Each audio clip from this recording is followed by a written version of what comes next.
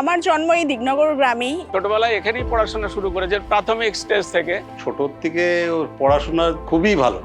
ছোটবেলা থেকে ও ভীষণ মেধাবী। এখানেই আমার ছোটবেলাটা কেটেছে আমার ভাই বোনদের সাথে।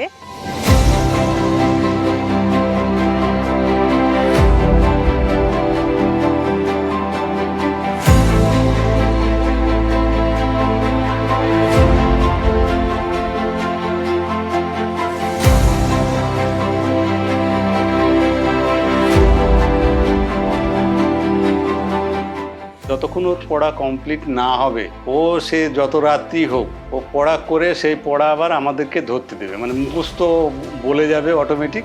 আর আমাকে সেই মিলিয়ে দেখতে হবে যে লাইন টু লাইন হচ্ছে কিনা। দিনকে দিন ওর কোনো পেন্ডিং থাকতো না। আমাদের ফ্যামিলি যেহেতু চাষি পরিবার, তাই ছোটবেলা থেকে আমি নানা ধরনের ফসল ফলতে আর স্পেশালি ধান চাষ হতে দেখেছি। এখানকার মানুষজন খুবই কর্মঠ। বাবার কর্মসূত্রের ব্যারাকপুরে বেশিরভাগ সময়টাই ওখানে কাটিয়েছে। ছোটবেলা থেকেই পড়াশোনা আমার ভালোই লাগতো। যত বড় হয়েছি আরো ভালো স্কোর করার প্রতি, আরো ভালো কিছু করার প্রতি আমার আগ্রহটা জন্মেছে। ব্যারাকপুর ওদের যে গভর্নমেন্টস গার্লস, ওখানে ও পড়াশোনাটা করে। মাধ্যমিকের রেজাল্টটা খুব ভালো হয়েছিল। মাধ্যমিক পাস করলো 90% নাম্বার নিয়ে। তারপরে বললো যে আমি সায়েন্স নিয়ে পড়বো। আমি বললাম তোমার যেটা ভালো লাগে তুমি সেটা করো। গ্র্যাজুয়েশনে বিদ্যাসাগর কলেজে ভর্তি হই ফিজিক্স নিয়ে। আমি যেহেতু পুলিশে ছিলাম, ওদের যখন কোয়ার্টারে নিয়ে গেলাম, লাটবাগানটা এমন একটা জায়গা, সেই নিচুর থেকে উপর পর্যন্ত সবার সাথেই ওরা দেখতো, স্পোর্টসের মাঠে যেত।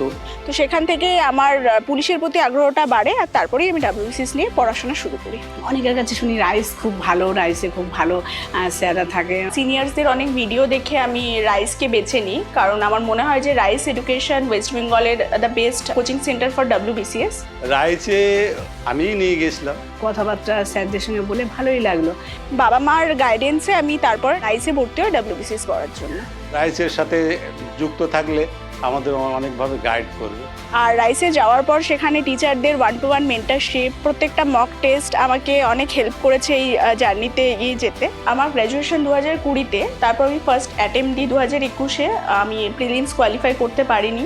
তারপর আমার 2022-এ প্রিপারেশন খুব ভালো ছিল, কিন্তু হয়তো কিছুটা ওভার কনফিডেন্সের জন্য 2022-এও আমি প্রিলিমসের 0.3 মার্কসের জন্য আটকে যাই। তারপর আমার মনে জেদ জাগে যে না, এইভাবে করলে হবে না। তখন আরও বেশি পড়ায় জোর দিই, আর 2023-এ আমি প্রিলিমস, মেন্স, ইন্টারভিউ তিনটেতেই কোয়ালিফাইড।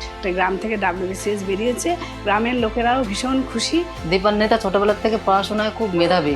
গ্রামে মেয়ে যে অত ভালো পড়াশোনা আর করেছে, এটাই আমরা খুব খুশিকে দেখে যেন গ্রামের আরও 5টা ছেলে মেয়ে সবাই যেন উৎসাহিত হয়। আমি কোনোদিনই সকালে ঘুম থেকে উঠতে পারতাম না, কিন্তু আমার পড়ার স্লটটা রাত 11টা থেকে শুরু করে ভোর 6টা অবধিও আমি পড়াশোনা করেছি।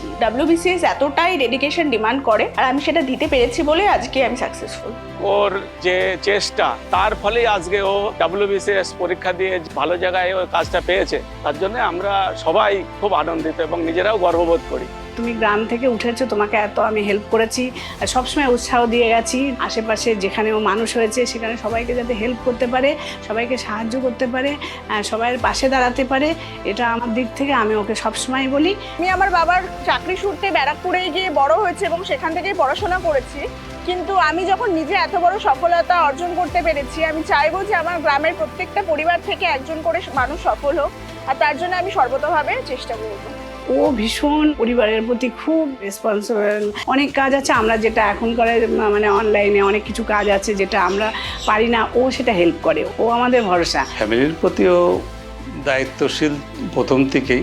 উপর থেকে খুব কঠিন, কিন্তু ভিতরের থেকে খুব সফট আছে। WBCS একটা কম্বাইন্ড জার্নি। এখানে প্রিলিমস, মেন্স অ্যান্ড ইন্টারভিউ তিনটের গুরুত্বই সমানভাবে রয়েছে।